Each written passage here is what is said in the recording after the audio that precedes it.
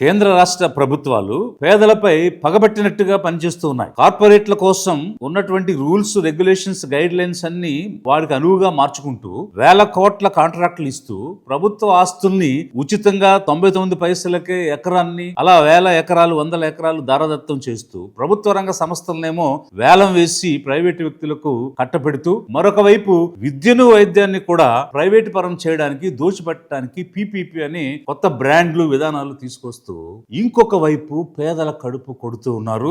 రెక్కాడితే గాని డొక్కాడినటువంటి పేద కూలీకి కూడు కూడా అందనటువంటి పనులు చేస్తూ ఉన్నారు. ఈ రోజు పని అడిగేటువంటి ఒక హక్కు, ఉపాధి హక్కు చట్టాన్ని రద్దు చేసి దాని స్థానంలో కేవలం విబిజి రామ్జీ అని ఒక పథకాన్ని తీసుకొని వచ్చారు. ప్రజాస్వామ్యానికి ఇది చీకటి రోజు.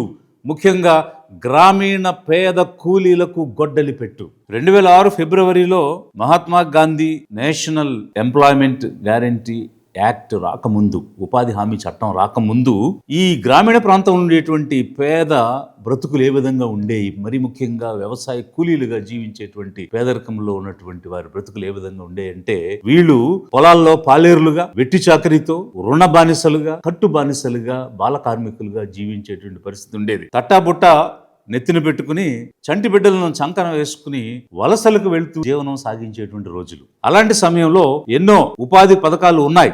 జేఆర్వై అని, మిలియన్ వెల్స్ అని, ఇట్లా రకరకాల కార్యక్రమాలు ఉన్నా పని అడగడం అనేది ఒక హక్కుగా మొట్టమొదటిసారి స్వతంత్రం వచ్చిన తర్వాత ఈ ఉపాధి హక్కు చట్టం MGNREGS అనేటువంటి ఒక పథకం గ్రామీణ ప్రాంతం కోసం రావడం, ఈ పేదల యొక్క కోణం నుంచి, ఈ పేదల యొక్క మనోభావాల వైపు నుంచి ఏ విధంగా ఒక పథకం ఉండాలి అన్నటువంటిది మొట్టమొదటిసారిగా ఆలోచించి, భూస్వాముల పక్షం నుంచో, పెత్తందారుల పక్షం నుంచో, పెట్టుబడిదారుల కోణం నుంచి కాకుండా కూలీల కోణం నుంచి, పేదల కోణం నుంచి ఈ పథకాన్ని రూపొందించడం జరిగింది. అందువల్ల 100 రోజులు కనీసంగా ప్రతి పేద కూలీకి పని కల్పించాలి, కల్పించలేని పక్షంలో నిరుద్యోగ భృతిని ఇవ్వాలి అన్న దాంతో ఈ చట్టం, ఈ పథకం మొదలైంది. ఏదో ఉచితంగా అప్పుడప్పుడు డబ్బులు ఇవ్వడమో, పైసలు అందించడం అనేది కాకుండా మాకు పని కావాలి అని అడిగే హక్కు, కష్టపడి సంపాదించుకున్నాము అనేటువంటి గౌరవము దక్కేటువంటి విధంగా ఈ పథకాన్ని రూపొందించడమే కాదు, అనేక సదుపాయాలు కూడా ఈ పని చేసేటువంటి సమయాల్లో కల్పించడం, నీరు కల్పించడం, నీడను కల్పించడం, చిన్నపిల్లలకు వసతి కల్పించడం, పనిముట్లు వారికే ఇవ్వడం అనేటువంటిది కూడా ఈ పథకంలో ఉన్నటువంటి అంశం. ప్రపంచంలోనే అతిపెద్ద గ్రామీణ ఉపాధి హామీ మరియు హక్కు కల్పించినటువంటి చట్టం ఇది. ఆ సమయంలో మేమంతా కూడా రూరల్ డెవలప్మెంట్ డిపార్ట్మెంట్ లో పనిచేస్తున్నాం, గ్రామీణాభివృద్ధి శాఖలో. దానికి హెడ్ గా కె రాజు గారు సెక్రటరీగా ఉన్నటువంటి సమయం. అయితే ఈ పథకం లాంఛనంగా మన ఆంధ్రప్రదేశ్ లో అనంతపూర్ జిల్లాలో ప్రారంభించడం జరిగింది. ఇది ప్రారంభించిన తర్వాత దీనిని అత్యంత పారదర్శకంగా చేయడానికి గ్రామ పంచాయతీలకు ఏ పనులు ఎక్కడెక్కడ చేపట్టాలి, ఏ రకమైనటువంటి పనులు ఇవ్వాలి అనేటువంటి విషయంలో ఒక నిర్ణయం చేసే అధికారం, అలాగే పని కోరుకునేటువంటి జాబ్ వర్కర్స్ కి, పేదలకు ఆ పనిని ఎంచుకునేటువంటి అవకాశం, దీనితో పాటు ఒక సోషల్ ఆడిట్, చేసినటువంటి పని సవ్యంగా జరిగిందా లేదా, నిజంగా కూలీలకు వేతనం సమయానికి ఇచ్చారా లేదా, వారు చేసినటువంటి పనికి సరిపడ వేతనం ఇస్తున్నారా లేదా అనేటువంటి అంశాలన్నీ కూడా ఒక ట్రాన్స్పరెంట్ గా, ఒక సాఫ్ట్వేర్ ని కూడా దాన్ని డెవలప్ చేసి ఇంటర్నేషనల్ గా ఆంధ్రప్రదేశ్ లో ఈ పని కొనసాగుతున్న విధానానికి ఒక రికగ్నిషన్ తెచ్చినందుకు అప్పుడు కె రాజు గారికి పారిస్ లో ఒక అవార్డు ఇవ్వడం కూడా జరిగింది. రూరల్ డెవలప్మెంట్ డిపార్ట్మెంట్ లో ఆఫీసర్స్ గా మేము ఈ ఉపాధి హామీని అత్యంత చేరువగా పేదలకు తీసుకుని వెళ్ళడం, వారందరికీ పని కల్పించడం, అలాగే కలెక్టర్స్ గా ఉన్నప్పుడు దాని మీద ప్రత్యేక శ్రద్ధతో పనిచేయడం జరిగినటువంటి అనుభవాలు కూడా మాకున్నాయి. ఈ ప్రోగ్రాం 2006లో ప్రారంభమైనప్పుడు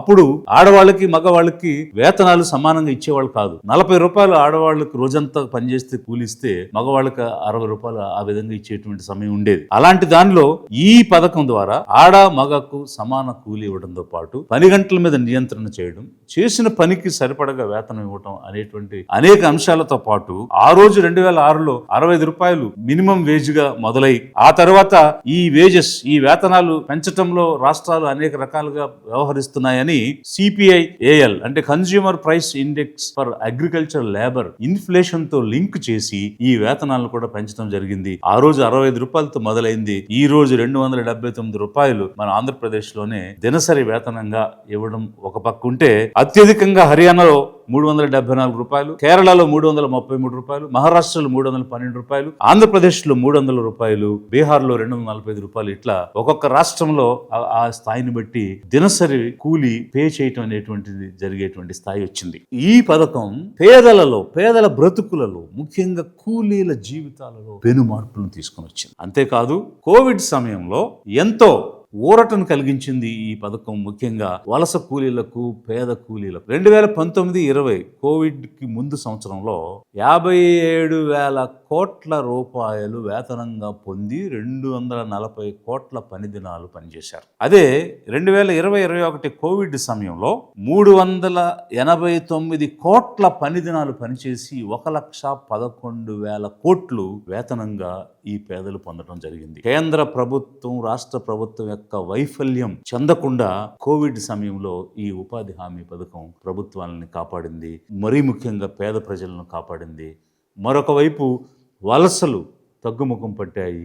పేదల జీవితాల్లో మార్పు కనిపించింది. గత 20 సంవత్సరాలుగా పేద ప్రజలకు ఎంతో ఉపయోగపడినటువంటి ఈ పని అడిగే హక్కు చట్టాన్ని ఈరోజు రద్దు చేసి ఈ బీజేపీ కూటమి ప్రభుత్వం పెట్టుబడిదారుల పక్షాన ఉంటూ, క్యాపిటలిస్టుల వైపు నుంటూ, భూస్వాముల వైపు నుంటూ పేదల కడుపును కొట్టడానికి ఒక ప్రయత్నం చేసి ఈ హక్కుని తీసేసి దీన్ని కేవలం పథకం అని చెప్తూ 100 రోజులని 125 రోజులు పెంచామని చెప్తూ ఉన్నారు. ఇదే హక్కుని కొనసాగిస్తూ 100ని గనక 125 చేస్తే ఖచ్చితంగా అది స్వాగతించాల్సినటువంటి అంశం, అభినందించాల్సినటువంటి అంశం. కానీ బడ్జెట్పై ఆంక్షలు పెడుతూ టెక్నాలజీ పేరు మీద అనేక రకాలైనటువంటి సిస్టమ్స్ తీసుకొని వచ్చి గ్రామ పంచాయతీ రోల్ని తగ్గించి మొత్తం పథకాన్ని కేంద్రీకృతం చేసి సెంట్రల్ గవర్నమెంట్ చేతిలో పెట్టుకుని ఈరోజు కేవలం ఇది ఒక స్కీమ్గా చేసి పైకి మాత్రం 100 నుంచి 125 పెంచాము అని చెప్తూ జనాల్ని మభ్యపెట్టడానికి, మోసం చేయడానికి ప్రయత్నం చేస్తూ ఉంది ఈ బీజేపీ కూటమి ప్రభుత్వం. ఇప్పటికే తనకు నచ్చనటువంటి రాష్ట్రాలకు సరైనటువంటి నిధులు ఇవ్వకుండా వేధిస్తున్నటువంటి పరిస్థితులు మనం చూస్తున్నాం. ఒకవైపు వెస్ట్ బెంగాల్కి 3 సంవత్సరాల పాటు ఎన్ఆర్ఈజీఎస్ నిధులు ఇవ్వలేదు. మరొక వైపు తమిళనాడు రాష్ట్రానికి వాళ్ళు హిందీ ఒప్పుకోలేదని చెప్పి సర్వశిక్ష అభియాన్లు ఇవ్వాల్సినటువంటి నిధులు ఇవ్వకుండా అడ్డుపడ్డారు. ఇట్లా రాష్ట్రాలను వేధిస్తూ ఉంటే ఈరోజు ఆ ఫెడరలిజం అనేటువంటి కాన్సెప్ట్కి తూట్లు పొడిచే విధంగా, దెబ్బతీసే విధంగా ఇంతవరకు 10% నిధులు రాష్ట్రాలు, 90% నిధులు కేంద్రం ఇచ్చేటువంటి ఈ పథకంలో దానిని 60-40 చేస్తూ, అంటే రాష్ట్రాల వాటాని 10 నుంచి 40కి పెంచి వాళ్ళపై అధిక భారాన్ని పెట్టడం అనేటువంటిది మరొక వైపు తీసుకొని వచ్చారు. ఈ విధంగా చేయడం వల్ల ఏమవుతుంది, ఇప్పటికే డెట్ ట్రాప్లో ఉన్నటువంటి అనేక రాష్ట్రాలు, అత్యంత రుణభారంతో ఇబ్బందులు పడుతున్నటువంటి అనేక రాష్ట్రాలు ఈరోజు 40% పెంచి నిధులు ఏ విధంగా ఇవ్వగలుగుతాయి, ఈ పథకాన్ని ఏ విధంగా అమలు చేయగలుగుతాయి, ఏ విధంగా పనిని కల్పించగలుగుతాయి పేదలకు, పేద కూలీలకు. కేంద్రం నుంచి చేసేటువంటి కేటాయింపులో, బడ్జెట్ కేటాయింపుల్లో సీలింగ్స్ పెడుతూ నిధులను తగ్గిస్తూ, మరొక వైపు రాష్ట్రాలు మీ సొంత నిధులతో ఈ పథకాలు కొనసాగించుకోండి, అదనంగా మీరు పని ఇవ్వాలనుకుంటే అని ఒకవైపు చెప్తున్నాయి. మరి జిఎస్డిపిలో 29.8% అప్పుగా ఉన్నటువంటి ఉత్తరప్రదేశ్ 40% నిధులతో ఈ పథకాన్ని కొనసాగించాలంటే కనీసం 4,300 కోట్ల పైనే చెల్లించాల్సిన పరిస్థితి ఉంది. అలాగే 26.5% డెట్ ఉన్నటువంటి తమిళనాడు 5,300 కోట్ల పైనే అదనంగా నిధులు సేకరించాల్సినటువంటి పరిస్థితి ఉంది. అదే ఆంధ్రప్రదేశ్ 35.8% డెట్, అప్పు, జిఎస్డిపిపై ఉన్నటువంటి అప్పు ఉన్న రాష్ట్రం ఈరోజు ఈ పథకాన్ని కొనసాగించాలంటే 3,800 కోట్ల పైనే ఈ పథకం కోసం అదనంగా అప్పు చేయాల్సినటువంటి పరిస్థితి వస్తుంది. ఇది రాష్ట్రాలకు సాధ్యమేనా? ఈ విధంగా కొత్త అప్పులు తెచ్చి ఉన్న పథకాలే చేయలేకపోతున్నారు, ఉన్నటువంటి ప్రోగ్రామ్స్ నడిపించలేకపోతున్నారు. మరి ఇప్పుడు అదనంగా ఇంత భారం పడిపోతే 1,000 కోట్ల నిధులు ఎక్కడ తెచ్చి రాష్ట్రాలు ఈ పథకాన్ని నడిపించగలుగుతాయి?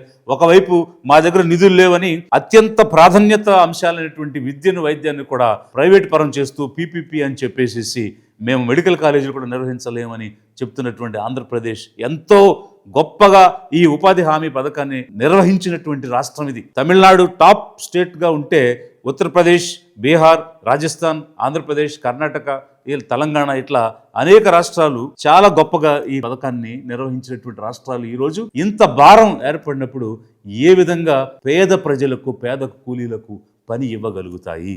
అంతేకాదు సౌత్ ఇండియాలో తమిళనాడు కానీ, కర్ణాటక కానీ, కేరళ కానీ, ఆంధ్రప్రదేశ్, తెలంగాణ ఇవి మరింతగా దెబ్బపడే అవకాశం ఉంది. ఎందువల్లంటే మల్టీ డైమెన్షనల్ పవర్టీ ఇండెక్స్ ఆధారంగా కేంద్రం నిధులు కేటాయిస్తుందనేటువంటిది చెప్తున్నారు. అంటే ఇన్నాళ్ళు ఈ దక్షిణంలో ఉన్నటువంటి రాష్ట్రాలన్నీ పేదరికాన్ని తగ్గించడానికి అనేక ప్రయత్నాలు చేశాయి.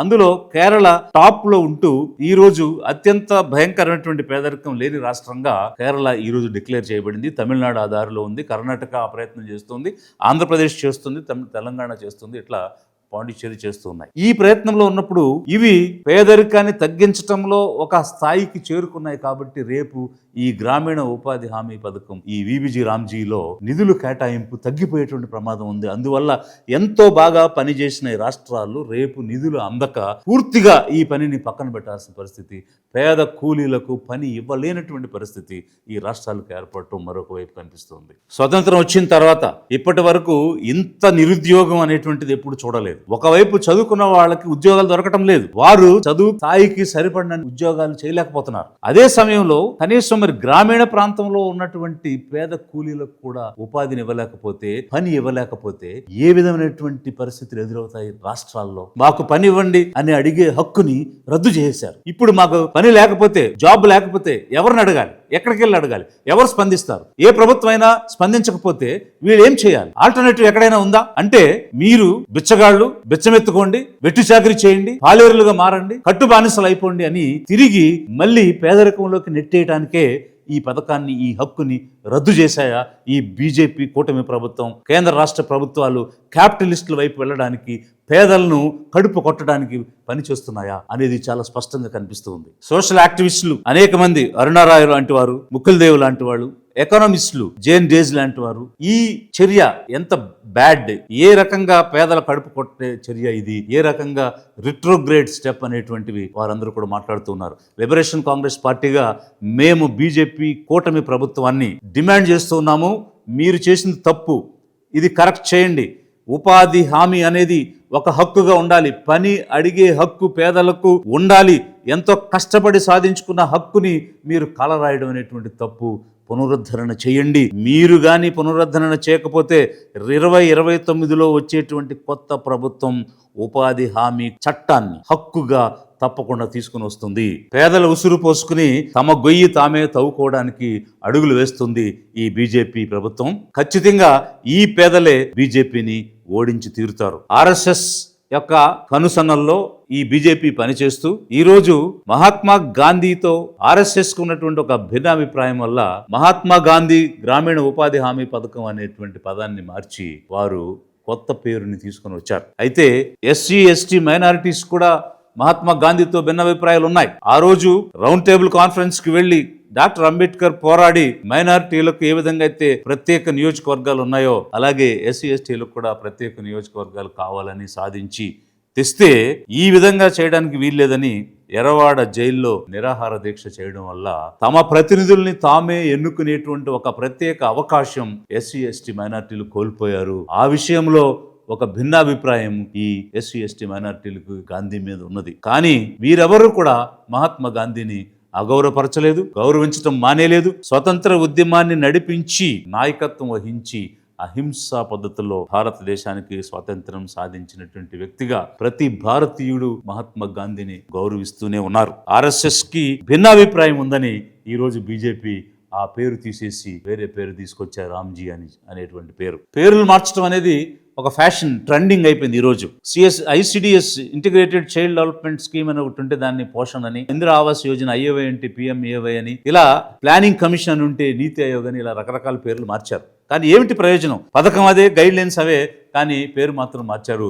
అలాగా ఈరోజు ఈ పేరు కూడా మహాత్మా గాంధీ పేరుని తీసేశారు. ఆర్ఎస్ఎస్ ప్రమేయంతో, ప్రోద్బలంతో బీజేపీ కూటమి ప్రభుత్వం ఈరోజు మహాత్మా గాంధీని అవమానపరిచింది. ఆ రోజు మహాత్మా గాంధీని గాడ్సే భౌతికంగా చంపేశారు. కానీ ఈ రోజు గ్రామాలే దేశ ప్రగతికి పట్టుకొమ్మలు అని ఒక సిద్ధాంతాన్ని ప్రబోధించినటువంటి గాంధీ యొక్క సిద్ధాంతాన్ని ఈరోజు బీజేపీ కూటమి ప్రభుత్వం చంపేసింది. ఢిల్లీలోని రాజ్ఘాట్ లో గాంధీ సమాధి ఉంది. అక్కడ హే రామ్ అని రాసి ఉంటుంది. ఎందుకు అని అంటే గాడ్సే మహాత్మా గాంధీని చంపుతున్నప్పుడు, తన ప్రాణాలు విడిచేటప్పుడు హే రామ్ అని తను చనిపోవటం జరిగింది. ఈరోజు ఈ పని అడగడం అనేది ఒక హక్కుగా ఉన్న పథకాన్ని రద్దు చేసి బెచ్చమెత్తుకోండి అని పేదల్ని వదిలిపెట్టేశారు, కడుపు కోశారు ఈ బీజేపీ కూటమి ప్రభుత్వం.